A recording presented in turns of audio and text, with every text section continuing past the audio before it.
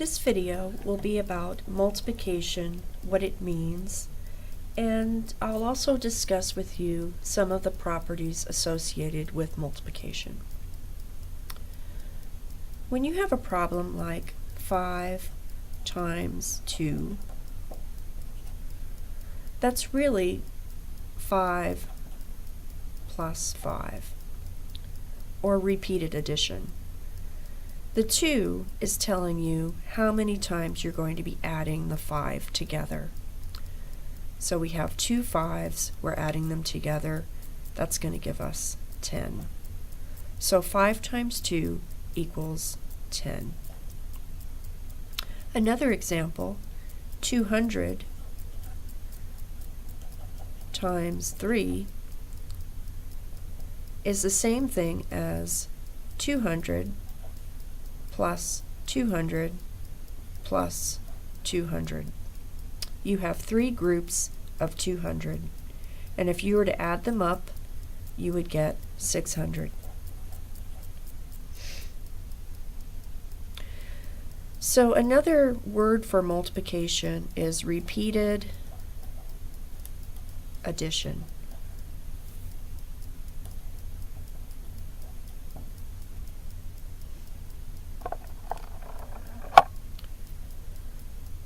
Now there are different ways that you can write multiplication problems.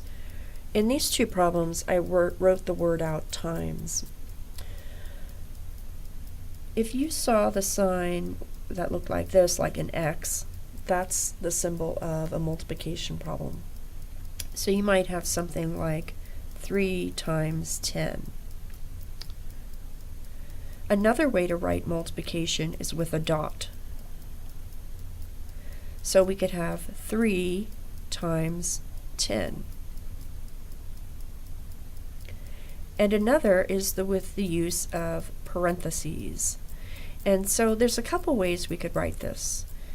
We could put it as 3 parentheses 10, so open parentheses 10, closing parentheses.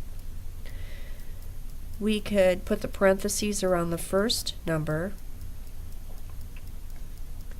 or we can put the parentheses around both numbers.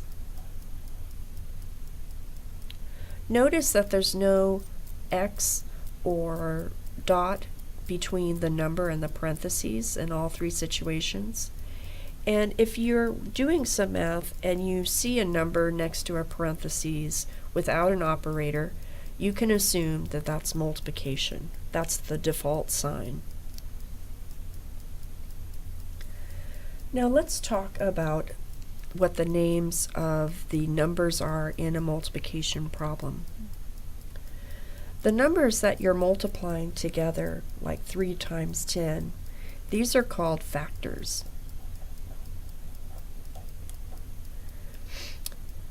When you multiply the numbers together, you get an answer which is called the product. So for instance, 2 times 6 equals the product of 12. Also, 1 times 12 equals the product of 12. In addition, 3 times 4 are also factors of the product 12. So all of these multiplication problems here, these numbers are called factors, and when you multiply them together, you get the product or the answer. In this case, all of those answers are 12. Let's move on to some of the multiplication properties that you're going to be working with. The first one is called the distributive property.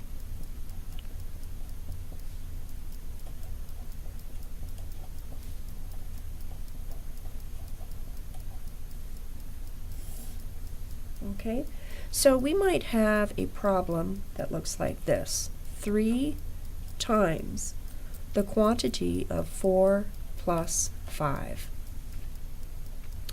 And what we're going to be doing is distributing this 3 to each part of the addition problem.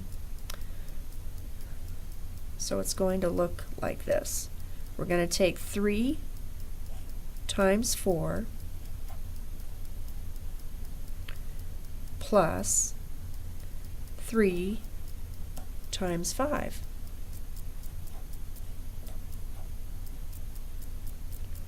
So we've distributed the 3 to the 4 and to the 5. We're going to find that both of these expressions are going to be equal. If I were to solve this, I would have 3 times 9.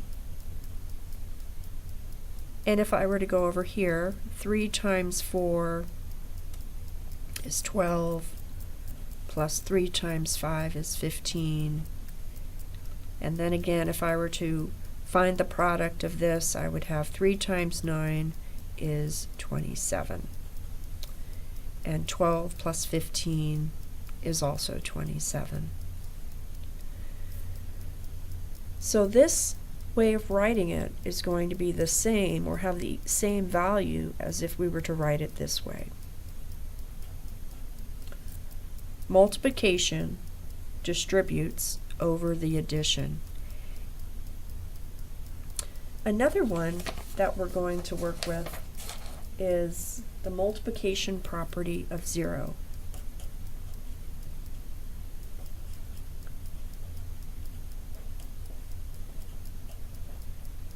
Oh, there we go. That basically says that if I take a number or a factor and I multiply it by 0, my answer will always be 0.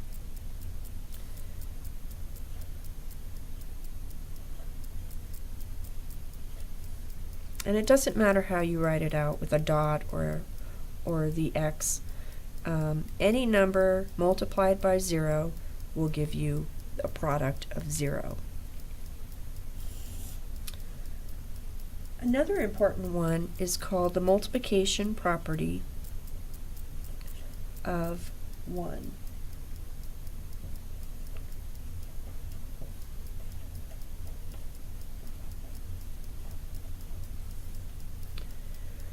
This states that if I take a factor and multiply it by 1, the answer, or the product, will be the number I started out with.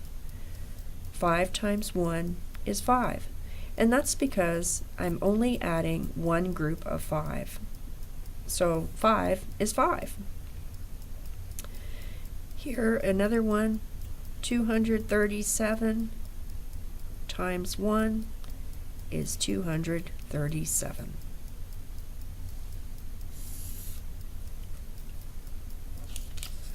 There are 2 other problems I want to talk about, or 2 other properties I want to talk about. Commutative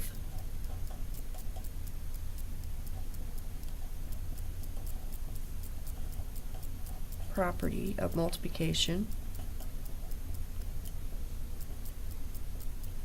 is similar to the one for commutative property of addition, in that order does not matter.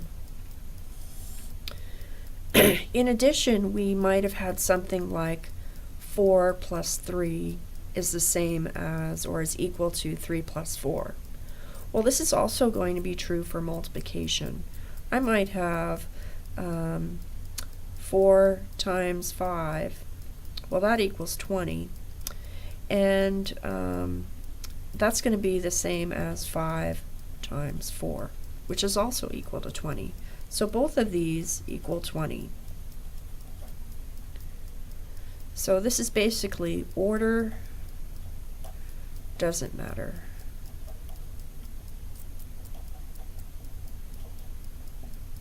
Okay? The last property I want to talk about is called associative property of multiplication.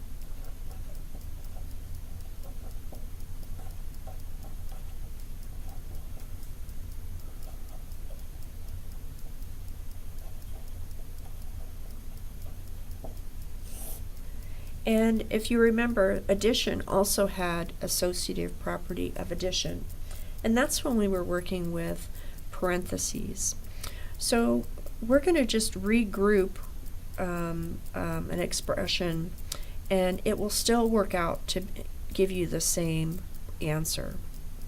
So for instance, we might go the quantity of 2 times 3 times 4, and that's going to equal 2 times the quantity of 3 times 4.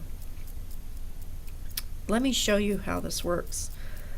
We're always going to figure out what's inside our parentheses first. So 2 times 3 is 6 times 4.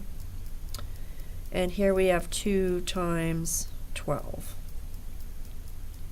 6 times 4 is 24. 2 times 12 is also 24. So you can see that our values are the same. And so the grouping that we've got for one problem, as long as our numbers are the same, but if we group them differently and it's all multiplication, we'll come up with the same answer. So you might see some problems like that.